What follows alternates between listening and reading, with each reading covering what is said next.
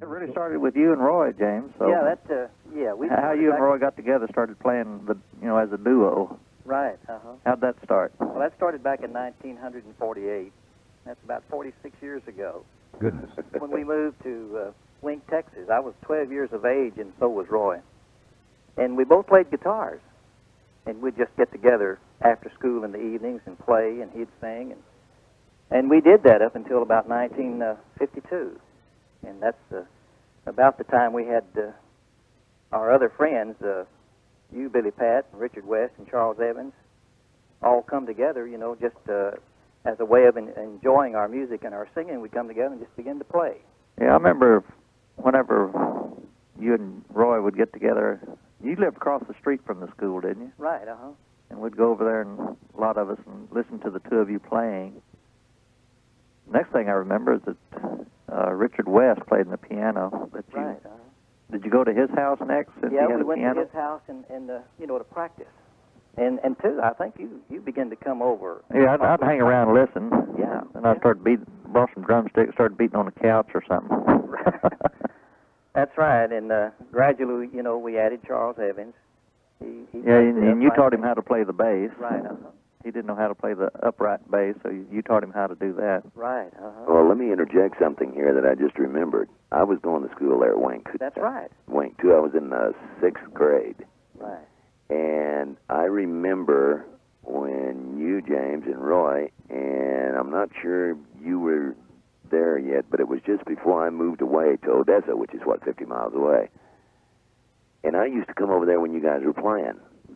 And I would take a matchbook cover, and I think I used James's Mama's broom. And I would do rhythm. Right. I mean, I wanted to play guitar real bad, but I didn't have one and didn't know how anyhow. Broom, huh? And I would beat rhythm on that guitar. I remember doing that. But I think it was after that I moved away, and that's when you guys put the whole group together with Charles and Richard West. Right, Yeah, I remember you being there.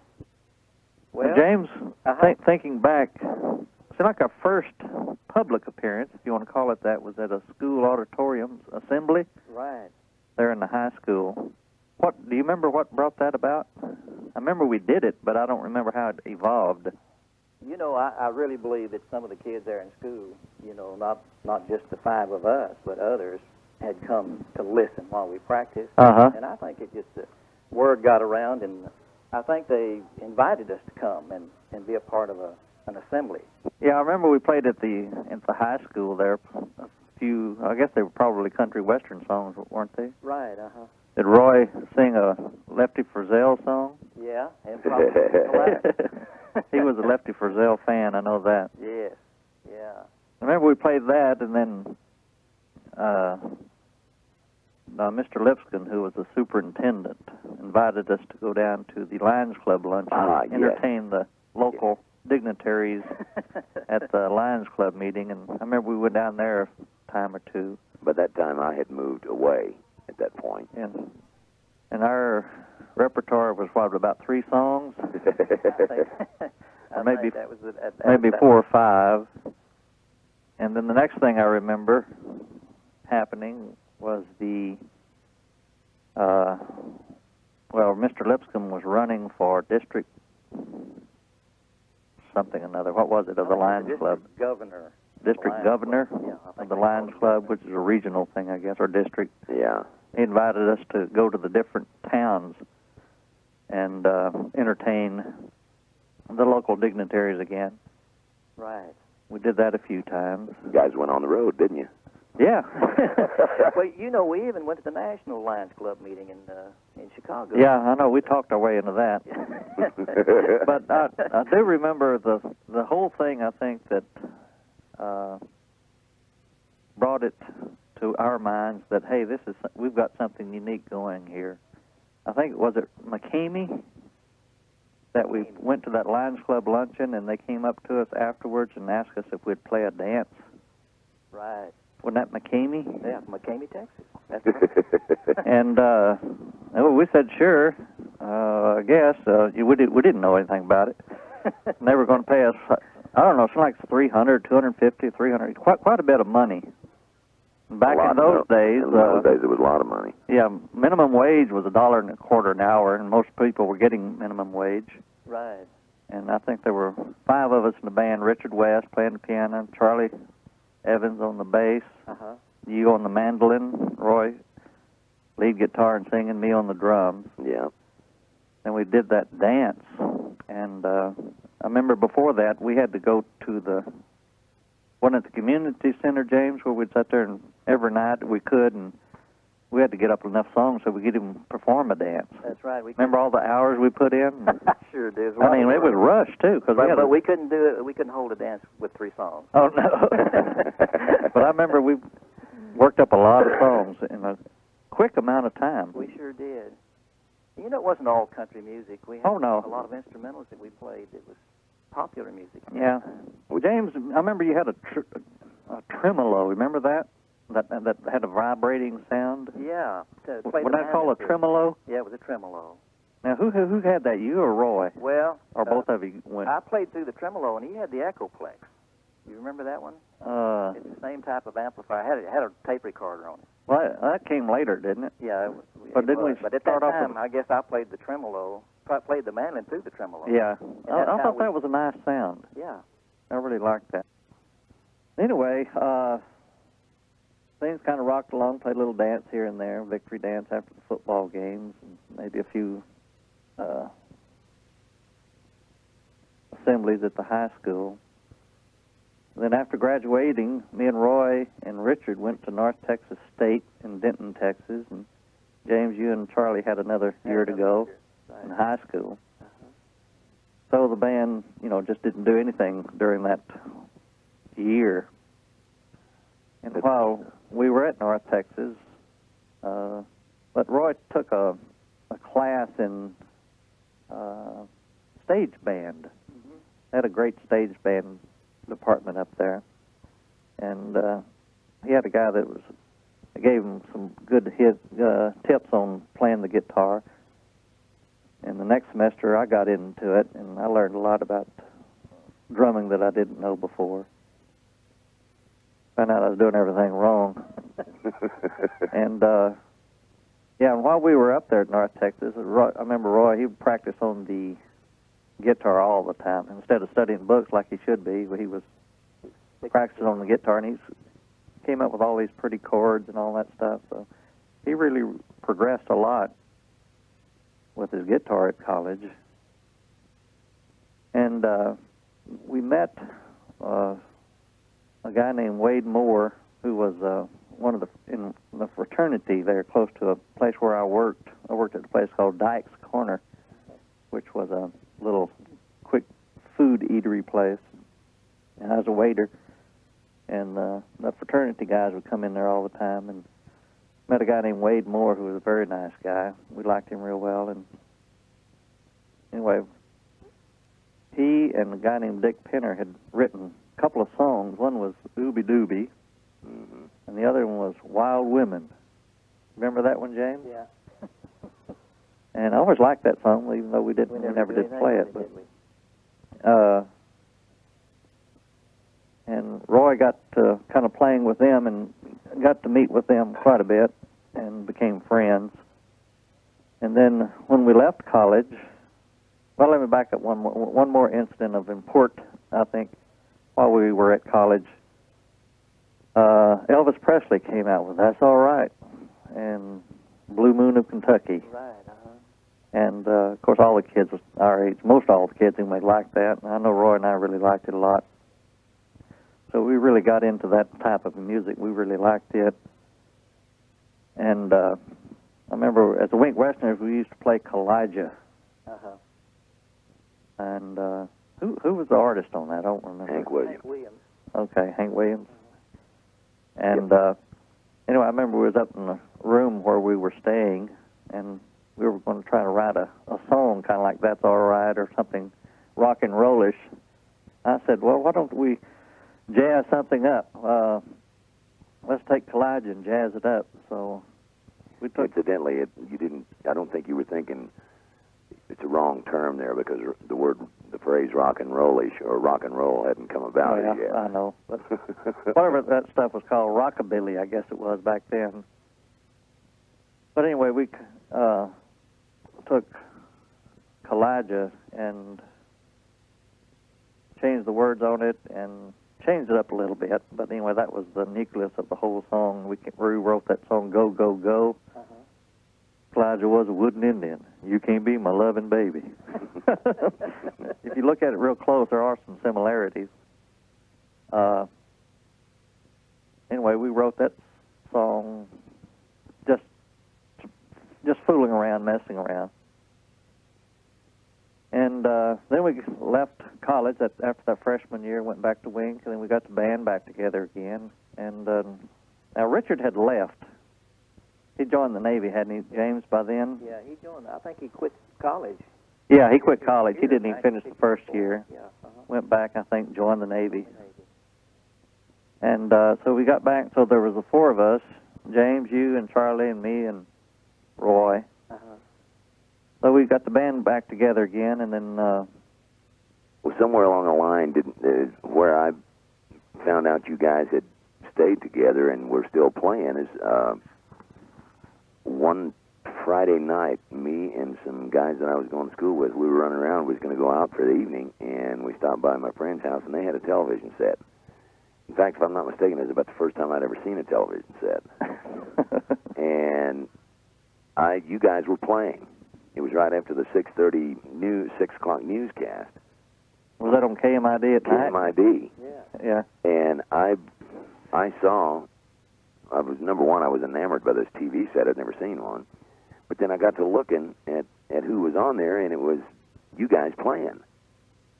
And I told everybody that I was there with, I said, hey, I know those guys. You know, I used to go to school with them. And they said, yeah. and what was really strange is that night, I had a little Ford, I think. A little 42 Ford. It had a 46 engine in it. A very cool car. And that night, something happened where the guys couldn't do what we had planned that evening. And I was just kind of cruising around, and I went to this drive-in out on Highway 80, which was the first drive-in coming in from KMID that you guys would run into coming back into town. Anyhow, I pulled up into there, and I saw this trailer, and you guys had the name on the trailer, and I thought, well, these are the guys who were playing. I wonder if they remember me. And I pulled up right beside them. I was going to pull in there and get a Coke. And I pulled in there, and that's when I ran into you guys, and we all got reacquainted. And you guys had just moved into a duplex On Walnut Street. Yeah. Yeah, and How do you remember that? It's up there. I remember half of that duplex was clean. Don't you remember that, James? Yeah, me and James roomed together, and Roy and, who was it, James Blackburn had the other bedroom, and theirs was filthy, and mine and James was always clean. Always clean. But anyhow, you guys, I think Roy asked me to come by because you guys didn't have the TV show on Channel 7 in Odessa yet. You were just doing the KMID show. Anyhow, I went by on Saturday afternoon, and that's when we got sitting around talking. And I think on about Tuesday, Roy I saw you guys in the afternoon. I just gotten off work or whatever I was doing, and I saw you guys there at the duplex. I went by. And Roy says, do you know how to play bass? Because at that point, I think Charles had dropped the bomb on you guys. Well, Charles had already gone, because when we moved to the duplex in Odessa, we were going to go to college, so Charlie was no longer with us. We didn't have a bass player. Oh, okay. Well, that afternoon, Roy says, can you play bass? And I said, well, I don't know. He said, well, let's go find out. So we went down to Armstrong Music, and we found a bass. They had a bass sitting up down there. And old Roy says, can you do this? And he got on the G string and the D string, and he says, and he pulled it, and then he bounced his hand twice on the strings, and then he pulled the D string. And then he pulled the G string and the D string, and he bounced his hand in between. And he said, can you do that? And I said, you know, I just went boom, da-da, boom, da-da, boom. He said, yeah, you can play bass. You know. So what I did is I did school for the better part of a week trying to find a bass that I could get without a down payment because I didn't have any money. And on Friday afternoon, and see that this is, I'm interjecting this here because this was the damnedest time of a turning point in my life. On Friday afternoon, I finally went down there, and there was that same bass sitting in Armstrong Music. And I had gotten a hold of Roy and told him that I didn't have a bass, but that they had one at Armstrong, and I didn't. They wouldn't let me have it without any money. You know. I wonder why. And anyhow, so we went down there, and Roy told him that Jack's playing. He's going to be playing bass with us, and that he can pay for he can make weekly payments on the bass, but we needed to take it because he needed to play with us. So at 5:30, we walked out of there with that bass. Nothing down? Nothing down. How much was it, do you remember? Oh, it was a biggie. It was about $300. Oh, boy. And I went to the duplex with you guys and practiced the songs we were going to be doing on KMID. At night? Mm-hmm. At 6:30, an hour from So now. you faked that first program, huh, Jack? Oh, no, the first dozen. Anyhow, we practiced the songs, and then we went from there to KMID and played, starting from 6:30 to 7, we played the TV show. Then we went to the county auditorium on 8th and County Road and played a show, and Chuck Berry was the headliner, and nobody knew who in the hell he was. I don't remember that. And that was right in the middle of that song, one of the songs, I Got Lost, which I got lost in a lot of them, but this one just exasperated me. And I didn't know what else to do, so I started dancing until I could try to figure out what I was supposed to be playing, you know. And finally, Jamie started telling me, it's G, G, G, to C. And when he told me, that's when I quit dancing and went back to the song, and I said, yeah, that sounds right. And, of course, the crowd went nuts. They thought all that stuff was planned, you know. And then we finished that show, and I can remember Chuck Berry, I can hear him playing in there, because while we were packing up, we had to play at the Archway. And we played, so the first night I was ever in the business, I had my instrument at 5:30 that afternoon, and we played a TV show and the equivalent of a concert type thing, because they had about 6 acts on that thing at the county auditorium. And then we drove to Monaghan's and played the job there. Huh. And when we got through that night, I mean, I was... Your fingers were sore, huh? Oh, God, I had blisters you can't imagine. Yeah, but so back up. Had no idea what I was doing. Yeah, James, remember when we first... How did we first get on TV? Do you remember? I know it was in the Saturday afternoon. There was kind of like a jamboree where they had a bunch of different bands. You know, country western bands. And I could be wrong. Maybe this will ring a bell to you, but Pioneer Furniture Company had a contest. And they had a bunch of bands, you know, that come together and played. And they were going to pick a band out of that group that they were going to sponsor. And when we played on Channel 7 and Pioneer Furniture, well, I guess they sponsored us out at KMID, too. We went with KOSA later. Right. On Saturday afternoon. And I think it was a result of what we'd been doing on Friday nights at KMID, and that's when Pioneer Furniture bought the time for us to be on Channel 7 on Saturday afternoon. So we were sponsored by Pioneer on both of those. Yeah. Yeah. Or $25 a week? $25 a show per man. Not per man, per band. That's right. $5 a piece. Yeah. Is that what it was? Yeah. Coffee and donuts. Good grief. But we looked at it as promoting our dances. Yeah. And it did. Yeah, it did. Yeah. Oh, boy, it did. Yeah, we got busy after that. Anyway, I do remember one night, though, we played on a night before a holiday at the Archway in Monaghan, and I remember we were playing for the gate, and I remember we got 75 cents a piece and a pack of spearmint gum. I don't remember that. Oh, I remember that. Yeah, I remember the 75 cents a piece. At a dance, yes, and that must have been it right there. I think that was the one, and I thought I came out a little better than everybody else because I think I had the pack of gum. I don't remember that. I must have shortchanged you guys.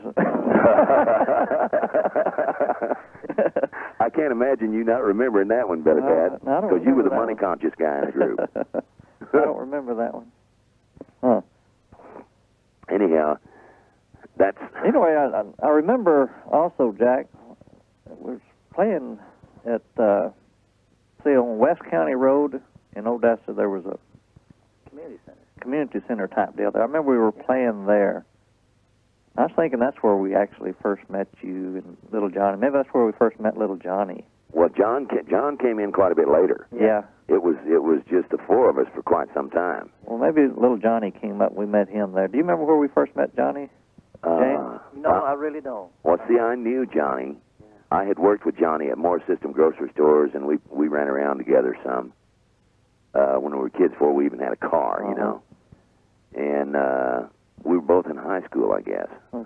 For the listeners, or whoever will be listening, this is Johnny Wilson, also known as Peanuts. Peanuts Wilson. Little short guy with a big personality. Yeah. Neat little guy. He was 5'1", 5'2", something like that. And he had the biggest Martin jumbo guitar he could get. Almost as big as he was. Yes, it was. It dang near as tall as he was. And James, do you remember how we became the Teen Kings? Well, I do know that more and more, you know, to appeal to the younger people, we played more and more rock and roll. Uh-huh. And I think at some point in time, we just decided that we needed a name change. Do you remember how we went about that? No, I really don't. We had a contest. Name the band contest. Name the band contest. That's when we were playing on TV, and we had all these entries came in. Yeah. You can't imagine some of the names. One that sticks out in my mind is Roy Orbison and the Video Jamborjeans. I do remember that one. Yeah, Video Jamborjeans. And but anyway, we had quite a few suggestions or entries that came in. We had 65 of them. And we didn't like any of them. So, right. I think what we did is we picked the Teen Kings. And we picked the Teen Kings, but I think we set up somebody so everybody wouldn't be ticked. We set up somebody as the winner, but I can't remember who the heck it was. No, there was no prize ever given. I know that. No. It just kind of faded away. But I remember there were a lot of funny names that came in. Do you remember any funny names? With the Video Jamboree. Oh, yeah, there was one I remember. Little Roy and the Joy Boys. Those are the two that I remember. Little Roy and the Joy Boys. And Video Jamboree. Anyway, that's how we became the Wink Western. Our Teen Kings. We had to get away from the Wink Westerners because we weren't just Western. Like I say, we evolved from more or less country music to more of the rock and roll style. Right. And we were playing dances, have a TV show, and then we were playing jamborees and stuff. I remember at Jow, and there was this is your domain, James. What was this girl named Oliver girl? Jeannie Oliver. Jeannie Oliver. Now her dad was who was he? Wasn't his name C.C. Oliver? Yeah. You're talking about Jeannie's dad. Yeah. Yeah, I believe you're exactly right. C.C. Oliver. Yeah. Anyway, Mr. Oliver and Weldon Rogers came up with the idea of cutting a record or producing a record, I guess you call it. And they got us to go up to Clovis, New Mexico. Norm Petty. Is that what Norm Petty? Norman Petty. Norman Petty Studios. And we cut Ooby Dooby backed by Trying to Get to You. Uh-huh. And we cut that one record and sold 10 copies, I think. I don't know how many. Did we ever get a royalty check off? I don't think we ever did. I don't think we ever did. I think what they did is they finally sold a total of 500 copies, but I think about half of those were given away. Yeah, probably. A lot of it done with promotion and stuff. But anyway, now this guy that owned the record company in Odessa is Hollifield? Pop Hollifield. Pop Hollifield. I think his name Okay. We took that record by and played it for him on a Friday. And how do you remember these Fridays and Tuesdays? Well, I'll tell you why I remembered it. You'll remember, too. You'll remember, too, when I tell you why I remember. It was on a Friday, and we played it for him in his record store there. He gets Sam Phillips on the phone in Memphis, and he played it holding the phone down to the record player, and that's when Sam Phillips said they need to be in Memphis on Monday. That's right. And we got in those cars, one car, Uh-huh. and drove to Memphis, Tennessee. We drove for 2 days. Yeah, we headed, remember we headed out. And we wound up in Memphis on Monday. No, we left so quick that we didn't withdraw from college. We just left and got all else and flunked. That's right. Should have. It was all WF. And I think on Tuesday night he let us sleep to halfway get over the trip. And on Tuesday afternoon and Tuesday night we were in there re-recording Ooby Dooby and something else for... yeah, well, we were trying to, what's going to go on the back of it. And he didn't want to do Trying to Get to You because Right. Elvis had already covered it. Right. And So we were trying to, remember I had a box of stuff? You know, I had a bunch of recordings and stuff, and we'd listen to some of those. Yeah. And those weren't any good. So we were trying to come up with what we were going to put on the back side. Right. And I remember we were warming up one time before Phillips wasn't even in there. We were warming up with Go, Go, Go. Go, Go, that Go. stupid song me and Roy wrote. And Phillips came in, oh, what's that? What are you playing? What are you playing? So Phillips liked that. Yeah. So that's how Go, Go, Go got on the back of Ooby Dooby. I remember our first job after that, they sent us to, our first show was in Richmond, Virginia. Oh, that's right. Richmond, That's right. Virginia. So we left Memphis and drove all the way to Richmond. Yeah. And Now, who was on that show? Well, there was a couple of unknowns. Johnny Cash and Johnny Horton, Eddie Bond, Charlene Arthur, Was Charlene Arthur on that? yeah, and Sonny James. Huh. Nobody knew who in the hell these people were. Of course, they didn't know who we were either, for that matter. Because But anyway, all of a sudden we became Roy Orbison and the Teen Kings then Yeah. on the label. So well, that's when we lost the name Teen Kings. That's right. Yeah, our group picture that we, sold after the performances, it was listed. I mean, it was titled Roy Orbison. Yeah. So it had to be right there. And one of the lovely memories from that experience that I have is a grand man named Bob Neal. Love that man. Oh, nice guy. I really liked him. He was he ran Well, he ran Stars Incorporated, Stars Incorporated. which was the management company, and they handled all the booking. So what a gentleman. I really liked him. Fine fella. Very, very man. Very good man. I remember Johnny Cash and the Tennessee 2 were up there with us. Yeah. Now that was Luther Perkins and Luther Marshall Perkins, Marshall Grant. Yeah. Marshall Grant. These Yeah. guys. Traveling with those guys was a real experience Oh, my Yeah, it goodness. was. because we were all over Canada and the United States. But anyway, I've got the itinerary.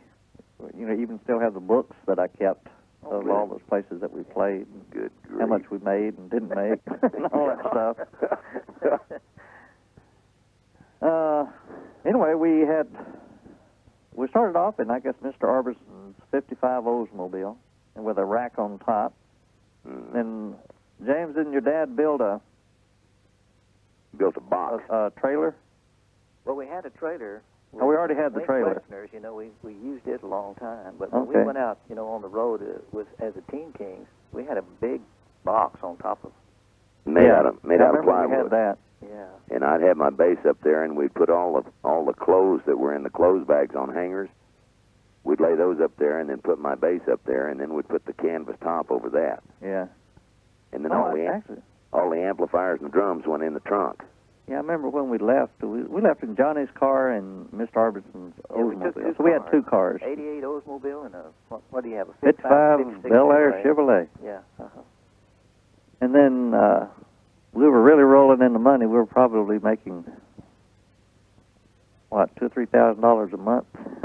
Well, I remember I was making a minimum of about $500 a week. And then Yeah. we'd meet up with different people like Yeah. Sonny James and... Ray Price in Denver, Colorado. Yeah, I remember that. And Farron Young, Baron Young. That was in Alabama or Georgia or somewhere. Georgia. Johnny Horton. Johnny Horton. We really liked him, didn't we? Yeah. He was a great guy. Very nice guy. He would hypnotize some of the guys. He got me rid of insomnia. Well, and he caused Roy to stop smoking Viceroys for a while. Yeah, he did. Yeah. Huh. Yeah, I do remember this vividly. We played in El Paso Right. on a Friday night, and we went over to Juarez and ate. And then Saturday night, we played the Big D Jamboree in Dallas. Jamboree. Right.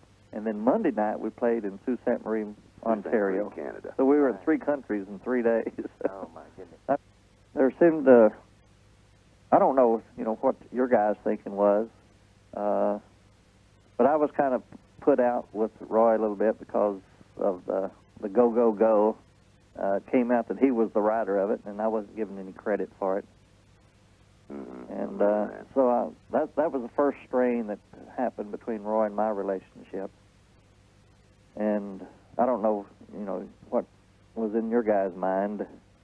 Well, at the time, about the time you were beginning to get a little bent with the situation, I could see the writing on the wall. I didn't realize that what it was at the time, but the minute Sam Phillips decided he wanted to push a name and not a band. Uh-huh.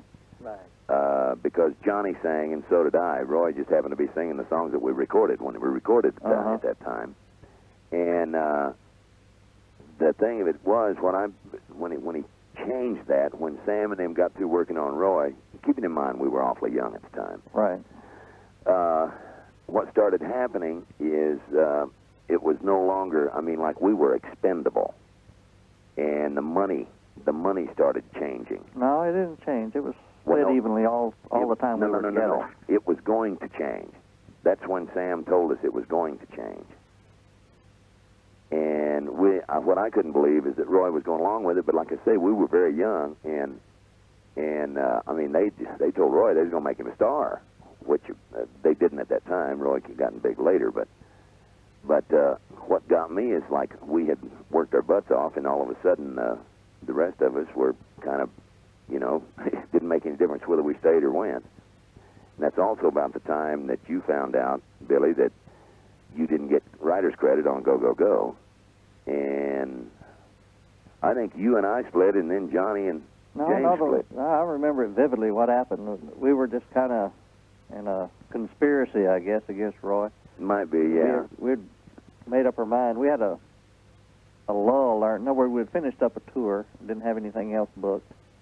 It was in December.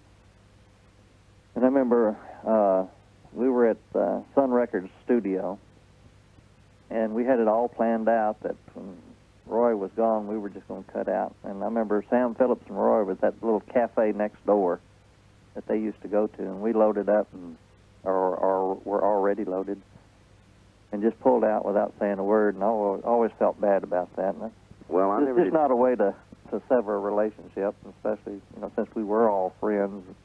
I've always felt bad about doing that. Yeah.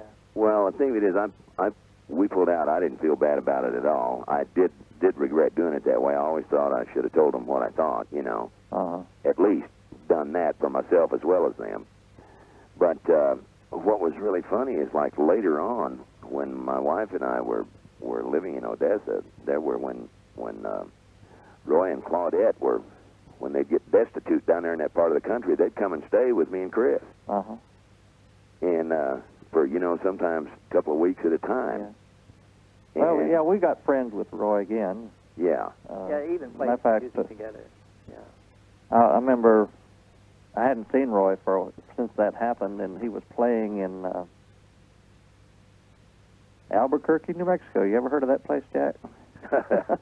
Yeah, I kind of know about that place. Anyway, me and Bob Blackburn drove up to Albuquerque from Wink there, and that's when I went up to Roy and apologized for what had happened. We had a real good time. We had a lot of laughs, and you know how Roy likes to laugh. Yeah. Well, what's really funny is, like, I'm not really sure how he and I got back together. All I know is that it was like, because we never talked about it. Mm. But I'm not really sure how it evolved. I might think of it someday, but I'm not really sure how it evolved. But it was more than once. It was 2 or 3 times that he and Claudette would stay with us there in Odessa. Well, I remained in contact with him, mostly by phone over the years. Yeah, I know you did. Every now and then we'd get together, and sometimes I'd meet him at Vegas or Reno. I talked to him a time or two on the phone after '63. I just now remembered that. And whenever he toured up in this part of the country, I'd usually take off work and just tour along with him. Mm-hmm. He did that a couple of times when he was up here. And last time I talked with him is he played up here, and I don't know whether it was a month or 2 months before he died. I remember he said that he'd hired himself a physical trainer, and he felt the best he's ever felt in years and years. It was really a shock to me when I heard that he had had that heart attack. Wasn't it in December? I think it was. I feel like it was in December. It's like it's about a month or 2 or 3 after I'd talked to him last. Well, how long was it, gang, after we had our band there in Odessa that they were all, or I feel like there were young boy bands all over the place? Well, West Texas was kind of a breeding ground for talent. I mean, Buddy Holly came out of there. Yeah, Holly kind of started about the same time we did, wasn't he? Because No. I know he was in competition with us as far as record sales and on the charts. Well, he came. He started making public appearances after we were real big in that part of the country, and we were on the same show with him one night. I don't ever remember that. Yeah, was it at a football stadium or something? Did he sing Blue Days and Black Nights? Was he the one that sung that on the show there? You know, I can't remember. All I know is that he was on before we were. We were headlining the show, and it was a football stadium. And Holly was on before we were, but we couldn't go watch him because we were getting ready to go on ourselves. I don't remember. And that's the first time I'd heard his name. Where was that? Was it in Lubbock? You know, I can't remember. All I remember is that we were playing at a football stadium. Yeah, I want to say it's the one in Odessa there, close to the Odessa Junior College. I think that might have been it. You know, I guess the football stadium's still there. Yeah, I think it is. Yeah. I think that's where it was. Oh, James, we left out the most important place that we played. Where's that? The Crane Sand Hills Jamboree. You know, I mentioned rock and roll wasn't around at the time. Rockabilly. Yeah, well, they eventually got to calling it rockabilly. We didn't really know what it was. Yeah, there wasn't a name for it. Yeah, and I got to thinking, because we ran into all of this stuff while we were touring, and I got to thinking, Bill Haley, Elvis, Chuck Berry, the Teen Kings, and R&B music and jazz and country. And rock and roll was really kind of a combination of all those things, and we were, as it turns out, and you don't realize these things till later, as it turns out, we were one of the original ingredients in the formula that made rock and roll. So I always kind of thought that we had our little old part in contributing to it, and I wouldn't trade anything in the world for it. Oh, no, it was a great experience. I wouldn't. Because we kind of made a mark, you know, and whether we got big or whether we didn't, and regardless of who contributed the most and who contributed the littlest, doesn't really make any difference. We made the mark. We did participate. Yeah. We sure did. And for the record, we did it without drugs. Yeah. We did do it. Our biggest vice was cigarettes. Yeah, and we never did a performance with any booze in our. I don't think I'd ever finished a beer in my life in those days, and I was the beer drinker of the bunch. We were a clean